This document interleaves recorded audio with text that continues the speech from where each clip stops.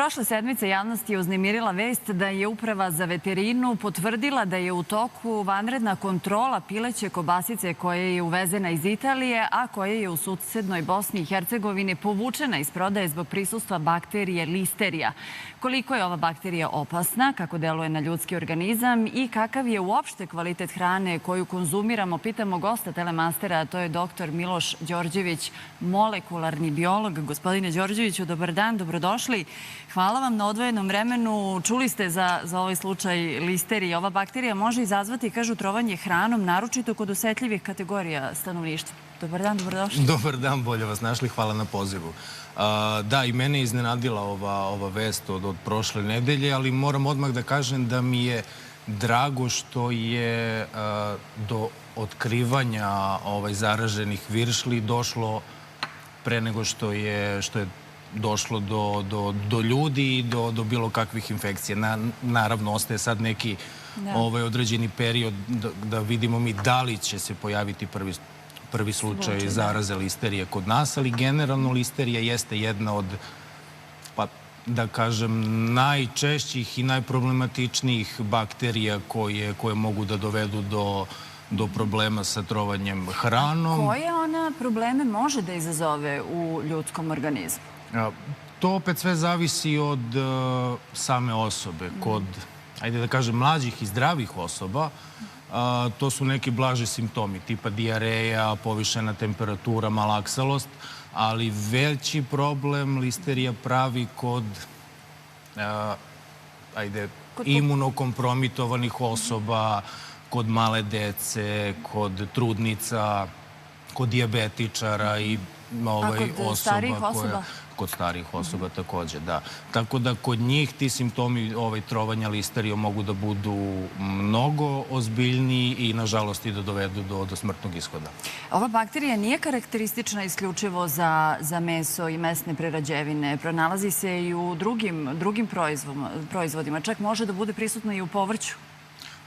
Da, najčešće se nalazi u mesu i mesnim prerađevinama, kao i u mleku, ali generalno može se pronaći u zemljištu, u vodi, u voću, povrću i ono što je po meni nekako, kako sam pratio sad ove vesti poslednjih dana, nekako se izbegava ili prenebreguje činjenica da se ne samo listerije, nego i generalno sve vrste mikroorganizama i virusa najviše nalaze u vazduhu i da zapravo to iz vazduha dospeva, kako na sve radne površine, na tu zemlju, u vodu, tako da je, to mi se nekako čini da je potrebno više naglasiti, jer sad nekako se uvek vratimo i na koronu, svi pričaju o tome preventiva, ali vazduh je zapravo taj koji je najproblematičniji u celoj toj priči. Naravno, da se vratimo na priču o listeriji i problemima koje ona izaziva da se fokusiramo na prehrambenu industriju i proizvodnju. Njen problem je pre svega u tome što ona može da preživi i na niskim temperaturama i u slanim, ajde uslovno rečeno, slanijem okruženju. Zato se malo teže uklanja. Ona formira nešto što se zovu biofilmovi na površini, na radnim površinama, na opremi. Pronalazi se čak i u odvodima otpadne vode. Tu se isto često nalazi. Ona je vrlo otporna. Ona je vrlo otporna. Jeste, da.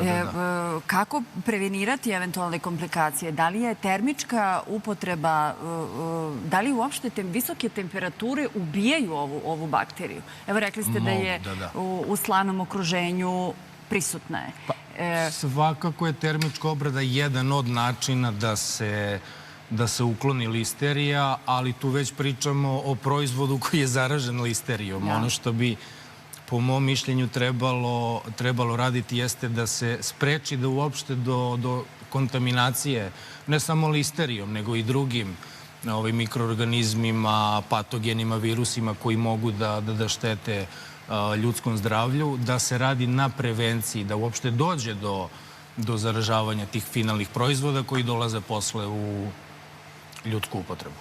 Evo, osim hrane, mnogobrojne su pretnje, kako ste rekli, ljudskom zdravlju i oni vrebaju iz vazduha. Da. Koje su to sve?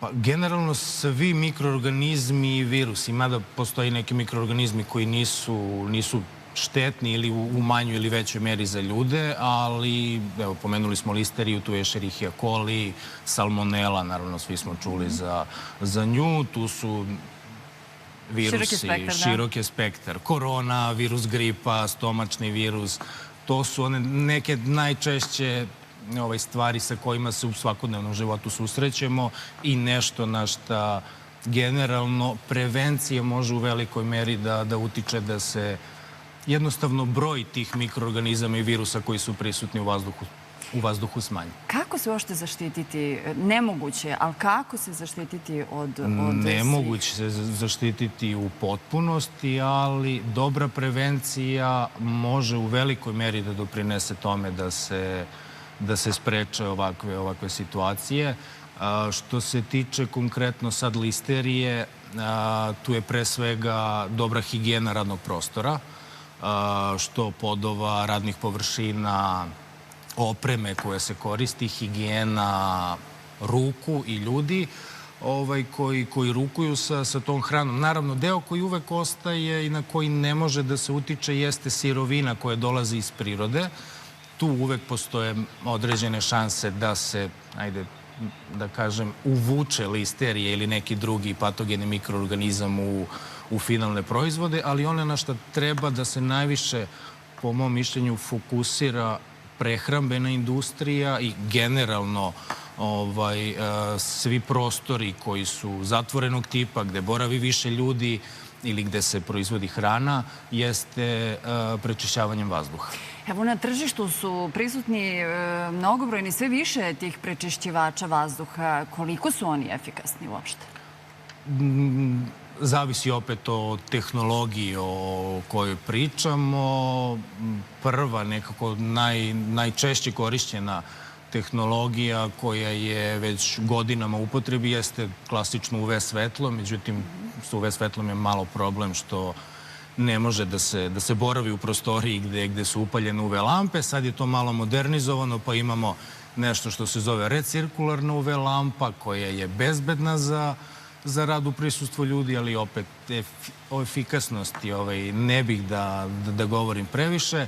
Imamo široko rasprostranjene uređaje sa HEPA filterima koji i jesu efikasni u nekoj meri, ali pošto se radi o principu sakupljanja tih mikroorganizama i virusa prisutnih u vazduhu, koji se nagomilavaju, razmnožavaju unutar tog filtera i dolazimo od nečega što je inicijalno bilo tu da nas štiti, dolazimo do potencijalnog dodatnog izvora infekcije, zbog toga su potrebne česte izmene tih filtera i redovne, da upravo ne bi došlo do tih problema.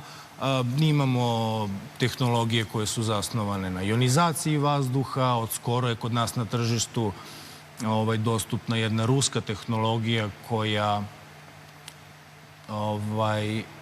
efikasnost je blizu 100%, neselektivna je u smislu da nije bitno da li su neke bakterije otporne na antibiotike, da li su otporne na neke hemikalije, da li je neki virus u pitanju koji...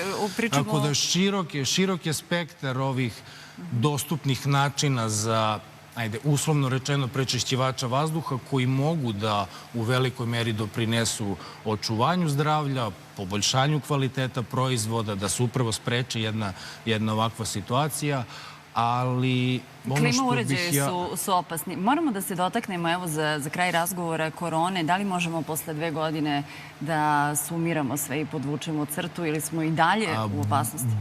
Bojim se da ne. Da će ovo da potraje mnogo više. Koliko uopšte mi znamo o ovom virusu? Pa znamo dosta, ali i to što znamo još uvijek nije dovoljno da mi iskorenimo koronu u potpunosti, jer tu je najveći problem sa čestim mutacijama virusa. Da li je on mutirao, u kojoj meri i da li smo u opasnosti da on ponovo dostigne svoju snagu? Ja bih voleo da ne, ali se bojim da s obzirom na broj zaraženih u svetu koji ne pada i dalje oscilira, da ćemo se mi još u najboljoj meri još par meseci boriti sa koronom. A da li ove mutacije koje su trenutno prisutne imaju tendenciju da opadaju, da gube snagu?